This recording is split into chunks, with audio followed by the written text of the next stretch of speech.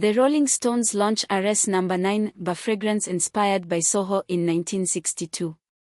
In a move that has left fans and fragrance enthusiasts raising an eyebrow, the Rolling Stones have proudly unveiled their first-ever fine fragrance, RS No. 9.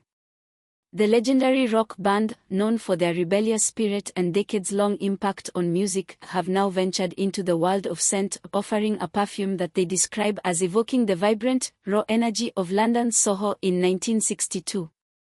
RS No. 9 is not just any fragrance, according to the band. They describe it as a scent that evokes Soho in 1962, a throbbing metropolis bustling with excitement as a new cultural era emerged, a time of discovery and freedom, when anything could and did happen.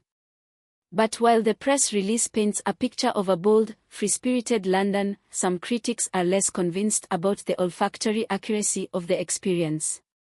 Of course, there's the question of whether Keith Richards, who has endured decades of rock and roll excess, could even appreciate the resinous glow of labdanum or the lingering scent of patchouli that's promised in the notes of this fragrance.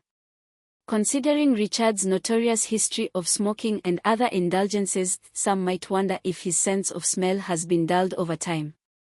But the band's press release, complete with vivid descriptors like bourbon-infused velvet, warm leather brawls under electric musk, and sultry oud seductively lingers, suggests that the Stones are fully embracing the world of perfumery, even if their interpretation of the famed neighborhood of Soho might be somewhat idealized.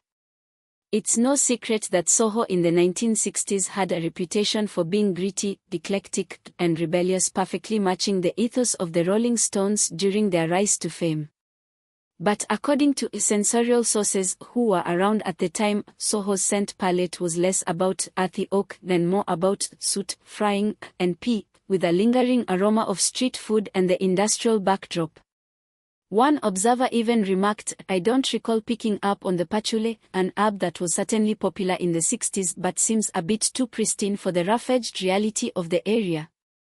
Nevertheless, RS No. 9 promises to encapsulate these very raw, historic, and rebellious moments through its bold and complex fragrance composition. The brand claims that the perfume's deep, earthy oak notes evoke a sense of intimacy and mystery, much like the Rolling Stones' ability to captivate and seduce their audiences over decades of iconic performances. If the fragrance can live up to this promise, it might just be the perfect gift for fans seeking a unique way to connect with the band's cultural legacy. Priced at $99.99 for a 100 ml bottle, RS No. 9 is available just in time for the holiday season, allowing fans of the band and fragrance aficionados a chance to experience what is described as the perfect fragrance for those who dare to be different. Whether or not it lives up to its lofty promises remains to be seen, but one thing is certain: the Rolling Stones have always been about pushing boundaries, and this latest venture is no different. Sadly, the band's founding member Charlie Watts didn't live to see the release of RS No. 9, which makes the fragrance a bittersweet tribute to his legacy. As the band celebrates their enduring influence, their foray into the fragrance industry is another bold, albeit unexpected, step in their long history of cultural contributions. As always, the Rolling Stones remain unapologetically themselves, provocative, unpredictable, and just a little bit rock and roll.